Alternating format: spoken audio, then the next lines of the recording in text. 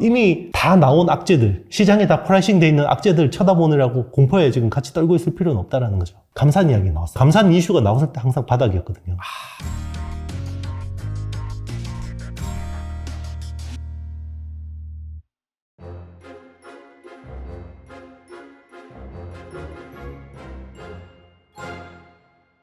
네, IT의 신 이형수 대표님 모셨습니다. 안녕하세요.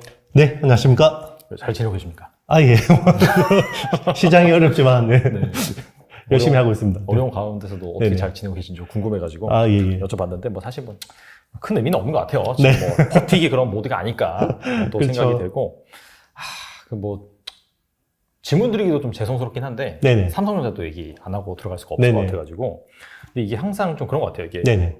상당히 좀 주가가 많이 네. 올라간 상태에서 분위기가 좋을 때는 긍정적인 얘기가 막 쏟아져 나오는 반면에 네네, 맞습니다. 주가가 사실 뭐 계속해서 지하실을 뚫고 바닥으로 내려갈 때는 네네. 암울한 전망이 계속해서 나오잖아요. 그렇죠. 네. 그래서 최근에는 약간 좀 구조적으로 뭔가 반도체 산업이라든지 네네. 그런 쪽이 앞으로 뭐 힘들 것이다라는 얘기도 좀 나오더라고요. 네네. 그래서 좀 그런 부분에 있어서 좀 질문을 드려볼 텐데 네네. 뭐 아시다시피 탈세계화, 네네. 리쇼어링 네. 이런 것 때문에 전 세계 곳곳에 반도체 공장이 네. 현재 설립이 되고 있다. 네. 근데 이게 사실 업체 입장에서는 네네. 가장 싼 데 설립을 한 다음에 네네. 여기에서 이제 대량 생산을 통해서 판매를 하는 것이 뭐 비용 관점이라든지 훨씬 좋잖아요. 맞습니다. 근데 이게 뭐 미국이라든지 뭐 일본이라든지 뭐 유럽 쪽도 마찬가지고 세계 곳곳에 생기다 보면은 사실상 이 공급 과잉이 첫 번째로 발견할 수가 있고 네네. 두 번째는 반도체 비즈니스 자체가 고정비가 높기 때문에 맞습니다. 그렇죠. 이렇게 사실 한 곳에서 대량 생산해야지 이제 레버리지 효과가 나오는데 이런 곳곳에서 막 팹 다 깔아놓고 생산을 하면은 이 고정비 효과가 제대로 안 나오다 보니까 수익성도 안 좋아질 것이다. 그래서 결국에는 뭐 반도체 산업은 뭐 수요는 좀 늘어날 수 있어도 네네. 반도체 주식들 같은 경우는 별 재미를 못 볼 것이라는 얘기가 나오고 있는데 네네. 상당히 좀 그럴듯하거든요. 네네. 어떻게 생각하십니까? 이거? 일단 이제 지금 전 세계가 이제 반도체 서로 이제 자국에 유치하려고 다 지금 준비를 하고 있는데요. 네. 일단은 당분간은 소부장 측면에서는 좋을 수밖에 없어요. 아, 그렇죠. 네. 왜냐면 팹들이 막 여러 군데 이제 굉장히 그리고 대부분 보조금을 태우잖아요. 아, 그렇죠. 그렇죠. 예. 보정지 대부분 빼주죠. 이제 보조금을 태우기 때문에 아무래도 투자 부담이 좀 덜해지는 거고 어떻게 보면 일시적으로는 공급 과잉이 될 수도 있다고 보고 있습니다. 네. 이제 뭐 이게 수요에 맞춰서 지금 네. 팹이 지어지는 게 아니라 어쨌든 각국이 정치적인 이유로 인해서 그냥 계속해서 푸시해서 팹을 짓는 거기 때문에 일시적으로 공급 과잉이 올 수 있는데 그 공급 과잉이 오기 전에 굉장히 호황이 올 거라는 거죠. 먼저 호황이 오고 나서 공급 과잉이 올 거라는 거죠. 아, 그 약간 소부장 측면에서는 그럴 맞습니다. 수 네. 있다는 말씀하시는 거고. 그렇죠. 네. 그리고 이제 네. 이게 뭐 대부분 이게 파운드리 쪽입니다. 그리고 그 지금 지원이 되고 있는 부분들이 물론 이제 중국은 조금 논외로 하고요. 네. 대부분 보면 뭐 유럽이나 일본이나 미국이나 대부분이 이제 시스템 반도체 파운드리 쪽이기 때문에 어쨌든 뭐 우리나라는 메모리 쪽이 대부분이잖아요. 맞아요. 네. 네, 메모리 쪽이 대부분이기 때문에 뭐 시스템 반도체가 많아지면 거기에 네. 맞게 이제 폰노이만 구조로 메모리가 같이 끼어 들어가는 거기 때문에 뭐 그게 뭐 우리한테 굉장히 악재라고 볼 수는 없는 거고 오히려 그런 이제 전 세계 어떤 이제 그 팹이 설립되는데 여기서 소부장으로서 우리가 뭔가 좀 치고 들어갈 수 있는 영역들이 있는가? 이게 좀 볼만한 거고요. 특히나 이제 중국 쪽 모멘텀은 그런 측면에서 좀 볼만 그 최근에 성과들이 좀 있다고 보고 있습니다. 특히나 뭐 증착 ALD 쪽에서 수요가 굉장히 좋은 편이고 그리고 넥스틴 같은 검사 장비 업체도 굉장히 그동안 숫자가 잘 나오고 있고요. 그리고 최근에는 약간 3D AOI라고 하죠. 그 검사 장비. 네. 네. 그 이제 검사 장비 쪽이 굉장히 최근 데이터, 수출 데이터들을 보면 확 이제 올라오고 있는 상황이거든요. 그런 데서 오히려 좀 수혜를 볼 만하다라고 생각하고 있고요. 그러니까 이게 결국 그 미국의 향후 5년 내에 지어질 팹이 29개, 27개 정도 되거든요. 엄청 많네요. 엄청 많죠. 네. 엄청 많은데 그게 만약에 다 지어져서 가동이 되면 정말 공급 과잉이 올 수도 있어요. 저는 공급 과잉이 올 거라고 보고 있습니다. 하지만 그 전에 한번 파티를 할 거라는 거죠.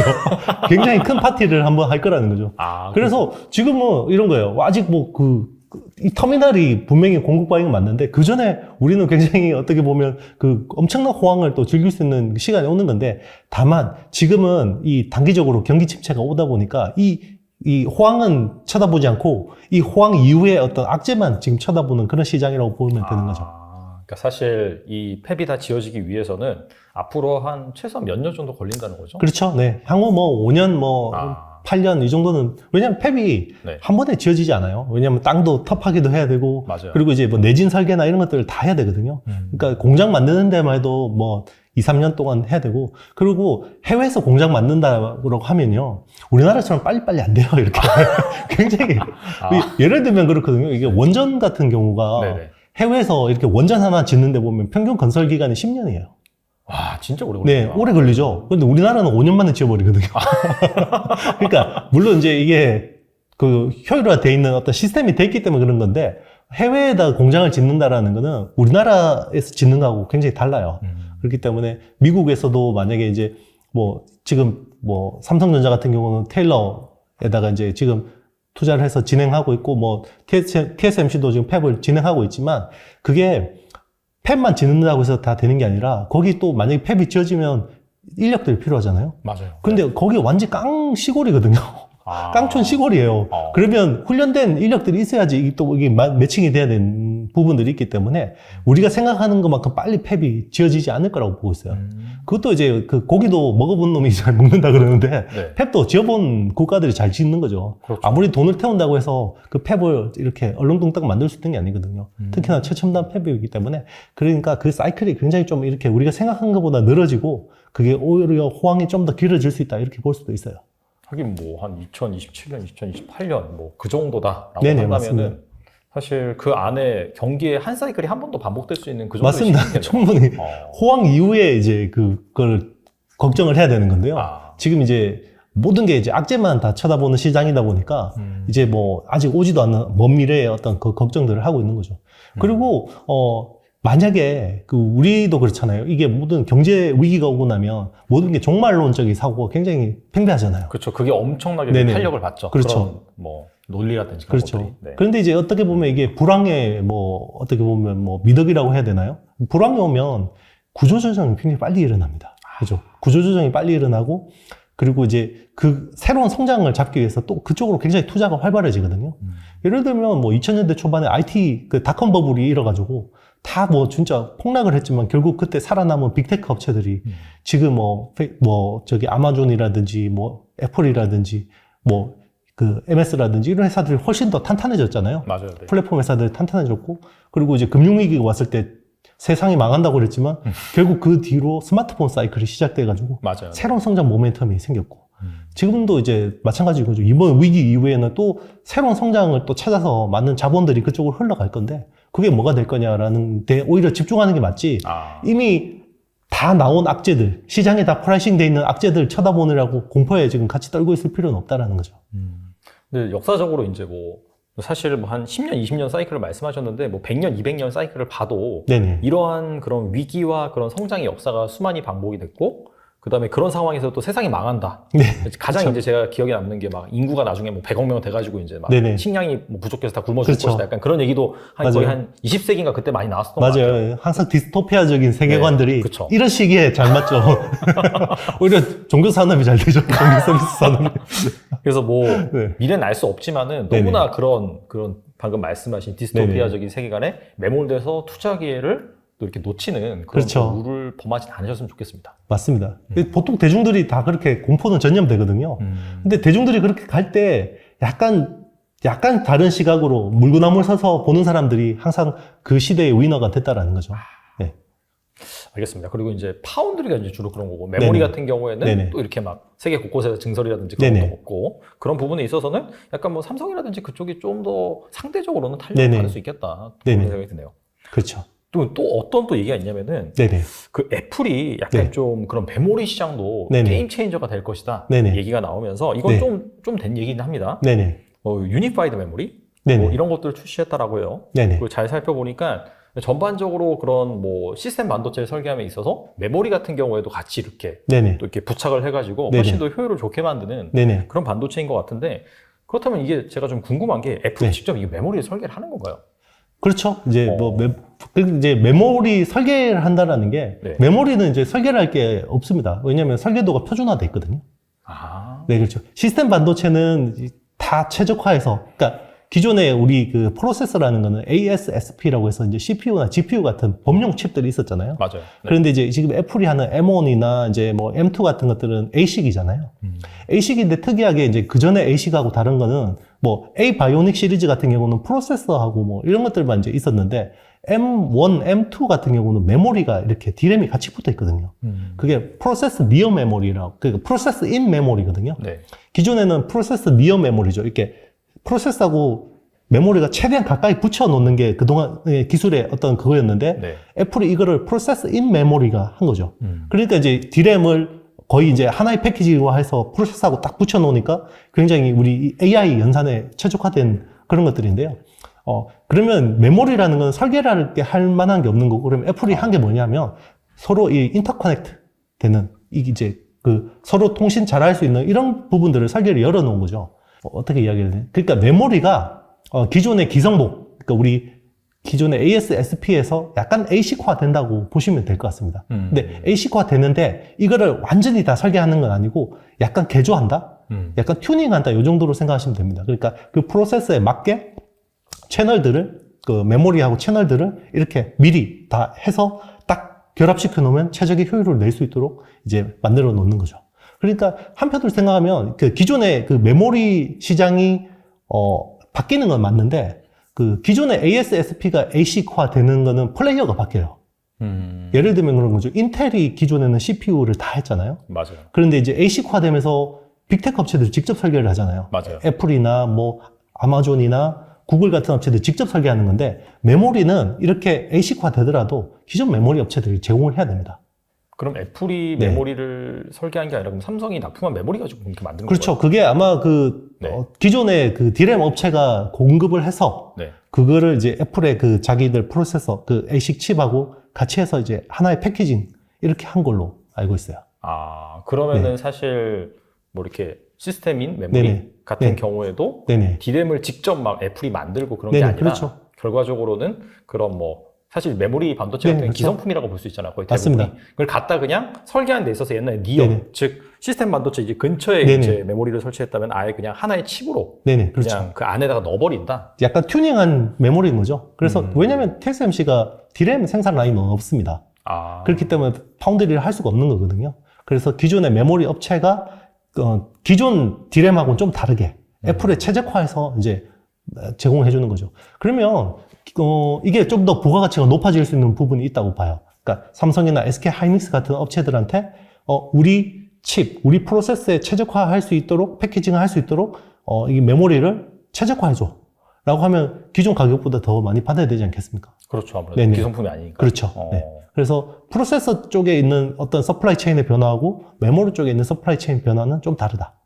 네, 그렇게 보시면 될 것 같습니다. 오히려 방금 말씀을 들어보니까 사실상 메모리 업체는 뭐 그냥 큰 네네. 뭐 이슈가 없는 것 같고 그렇죠. 오히려 이제 뭐 인텔이라든지 아니면 네네. 어떻게 본다면 뭐 엔비디아라든지 네네. 기존의 그런 시스템 반도체에서 기성품을 만드는 네네. 업체들한테 약간 좀 위협적이다라고 볼 수가 있겠네요. 네네, 그렇죠. 오히려 이제 앞으로는 이제 뭐 이런 그 ASSP나 그러니까 CPU나 GPU 같은 업체들도 좀 더 이제 자기 칩에 최적화할 수 있는 메모리를 요구를 할 수는 있죠. 우리는 이제 이런 식으로 좀 더 인터커넥트를 잘 해주면 좋겠어. 뭐 이제 버스를 어떻게 해주면 좋겠어. 이런 식으로 하면 이제 거기에 맞게 이제 뭐 만약에 삼성의 뭐 한 두세 개 라인은 엔비디아 향으로 이런 식으로 뭐 할당을 하든지 그런 식으로 계약을 할 수는 있겠죠. 향후 시장이 만약에 커진다 그러면. 아직까지는 이제 애플이 사실상 약간 좀 시도 관점에서 한 거라고 볼 수 있겠네요. 맞습니다. 네.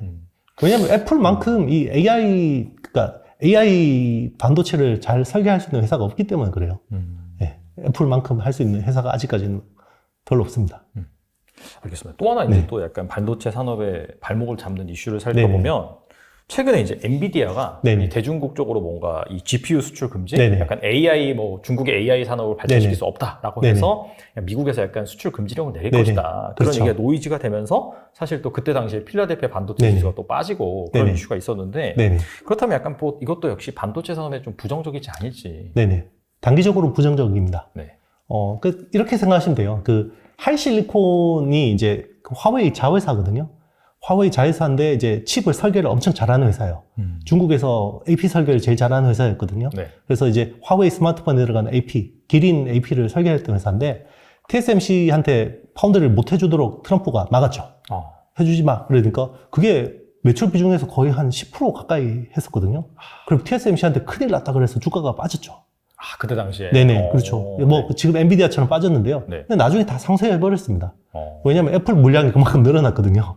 그러니까 화웨이 스마트폰 시장이 쪼그라드는 만큼 애플이 그 시장을 다 먹었거든요. 중국에서도 조차.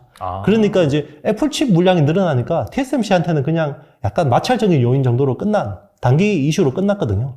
똑같다고 보고 있습니다. 엔비디아 전체 매출에서 약간 중국, 특히나 이제 서버 쪽, 뭐 이런 쪽에 이제 들어가는 뭐 GPU 같은 경우는 뭐 한 10% 비중이 될 수도 있습니다. 근데 그게, 이 영원히 회복 못하는 수요냐? 라고 이야기한다면 전혀 그렇지 않다라는 거고요.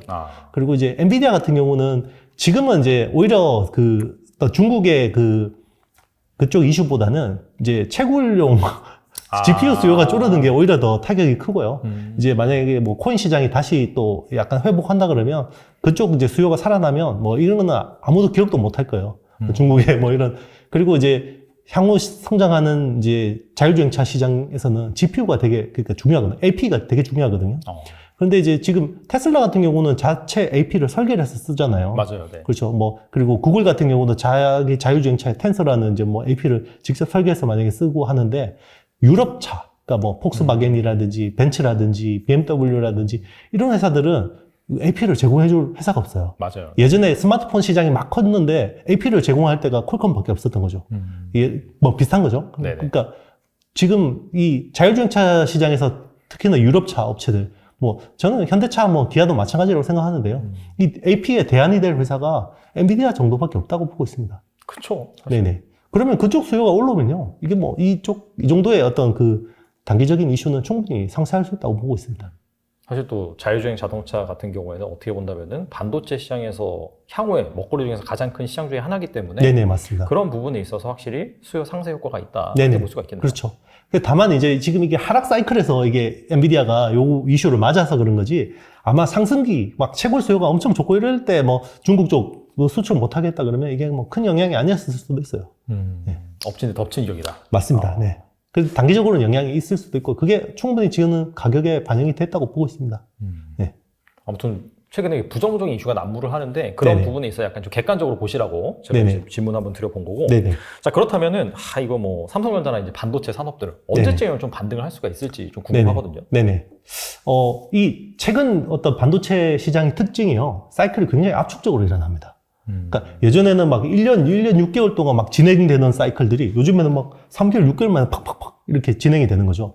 이제 그게, 업체들이 이제 대응력이 너무 빨라진 것 같아요. 그러니까 예전에는 뭐 이런 거죠. 막 이제 상승기 때는 막 캐파를 막 투자를 많이 늘려서 막 생산을 많이 해서 이게 공급 과잉이 돼서 이게 막 재고가 엄청 축적이 돼서 이걸 또 재고를 떨어내느라고 가격이 엄청 빠졌다가 또 뭐 이제 감산을 하고 막 이런 식으로 해서 사이클이 진행됐다 그러면 이게 이제 너무 툭툭 빨리 일어나는 거죠. 그러니까 오늘 그 반도체주들이 굉장히 많이 튀어 올라왔잖아요. 맞아요. 네, 오늘 10월 4일자인데, 그죠? 네.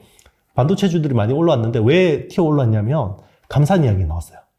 맞아요. 감산, 네, 감산이 맞습니다. 나왔습니다. 네. 그렇죠. 그 마이크론이 그 실적 발표하면서 12월부터 5% 감산하겠다고 발표를 했고, 그리고 키옥시아가 지금 낸드 플래시 30% 감산한다고 하거든요. 30%씩이나요? 네네.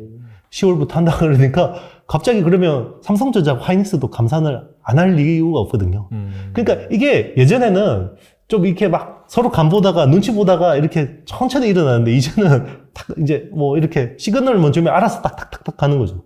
그러니까 이게 지금 이번에 마이크론의 그 재고 이번에 나온 수치가 그전에는 109일이었어요. 재고 소진 그 네네, 기간이요. 네. 재고 이제 비축량이 109일이었는데 이번에 139일로 늘어났거든요. 그것 때문에 일단은 막 다들 막 약간 반도체 쪽이 한 번 더 내려앉은 거였는데 재고가 왜 그렇게 빨리 늘어나서 근데 감산이 그만큼 또 빨리 진행이 되는 거죠. 예전 같으면 이런 것들이 몇 달 이렇게 질질 이어지다가 감산에 돌입하는데 이번에는 오케이 감산 다 들어가 버리니까 이거 왜냐면 감산 이슈가 나왔을 때 항상 바닥이었거든요. 사이클에서. 근데 이번에 너무 빠른 거예요. 업체들이. 네. 이게 아무래도 좀 특히나 메모리 반도체 같은 경우는 치킨 게임이 많이 발생을 하다 보니까 플레이어도 과거에 비해서 맞습니다. 획기적으로 많이 줄었잖아요. 그렇죠. 그러다 보니까 방금 말씀하신 이 재고가 이제 약간 단축되는 그런 사이클 같은 경우도 상당히 좀 빨리 나타날 수 있다. 빨리 그렇죠. 나타나고 있다. 그렇게 볼 수가 맞습니다. 있겠네요. 그러니까 특히나 이런 어떤 감산이라는 이슈는요, 선도업체가 이야기하기가 좀 그래요, 먼저. 왜냐면, 미국 만약에 어떤 공정거래위원회 같은 데서 보면, 아니, 1등 업체가 감산한다 그러면, 근데 담아봤냐? 라고 때릴 수가 있잖아요. 그런데 이번에 3등 업체인 마이크론이 먼저 감산해준다 그러니까, 그럼 이제 같이 보조를 맞춰서 가면 되는 거죠. 그리고 마이크론은 자국 업체잖아요. 그죠? 근데 우리 삼성전자 하이닉스 입장에서는 미국 정부의 눈치를 볼 수밖에 없는 상황인데, 마이크론이 먼저 이렇게 손들어 주니까 고마운 거죠. 약간 섹터 관점에서는 사실 네. 지금 좀 이제 바닥을 다지고 이제 상승할 만한 네네. 모멘텀이 나온 건데, 네네. 약간 매크로 이슈 관점에서는 좀 불확실성하니 네네. 확실히 지금부터는 약간 좀 반등을 두고 좀 천천히 모아가는 그런 구간으로 네네. 활용하면 좋겠네요. 맞습니다. 이게 예전에는 이 세트 하락이 어느 정도 진행이 된 다음에 이제 감산이 발표가 일어나는데, 네. 지금은 이제 막 세트가, 물론 이제 이게 경기 침체 자체가 워낙 또 빠르게 금리 인상으로 인해서 빨리 일어나니까 그런 이슈도 있는데, 굉장히 이제 좀 발빠르게 압축적으로 일어난다는 거죠. 그러니까 반등도 생각했던 것보다 빨리 반등이 일어나는 것 같아요. 원래는 한 연말쯤부터 대충 반도체주들을 들어 올리지 않을까. 내년 시장 보고 보통 6개월 선행한다고 보면 그렇죠. 그렇게 봤었거든요. 그런데 감산이 또 생각보다 너무 빨리 되니까, 이게 또 감산 들어가면 재고 소진되는 게 또 굉장히 또 빨라지거든요. 예. 그럼 확실히 시장에서 현물가라든지 그런 게 반등할 네네. 수 있는 그런 상황이고. 유통도 그만큼 똑똑해졌어요. 그러니까 실리콘밸리에서 네. 반도체 유통해가지고 진짜 수백억 버신 분들이 되게 많아요. 특히 한국계 분들 되게 많거든요. 이제 그런 분들은 요럴 때 싸게 막 쟁여놨다가 이게 가격 오르면 또 막 내놓고 이런 것들이 되게 많아요. 사실 그런 거, 이제 차량 반도체도 쇼티지, 그러니까 MCU 같은 게 8인치 웨이퍼 쪽에서 쇼티지가 막 일어났던 게 유통이 너무 똑똑해진 거예요. 그러니까 이게 공급이 부족하니까 얘들이 어디서 자꾸 잠겨 있는 거예요, 물량이. 예전 같으면 그냥 이제 적당히 풀리고 적당히 감고 막 이렇게 하는데, 이제는 가격이 오를 것 같으니까 계속 이렇게 잠겨 있다가 또 가격이 좀 떨어질 것 같으면 우르르 나오는 거죠. 이렇게 쏠림 현상이 일어나는 거죠. 네, 비슷한 거라고 보시면 될 것 같습니다. 네. 알겠습니다. 아무튼 빨리 좀 바닥이 나와서 네네. 반등을 했으면 좋겠고.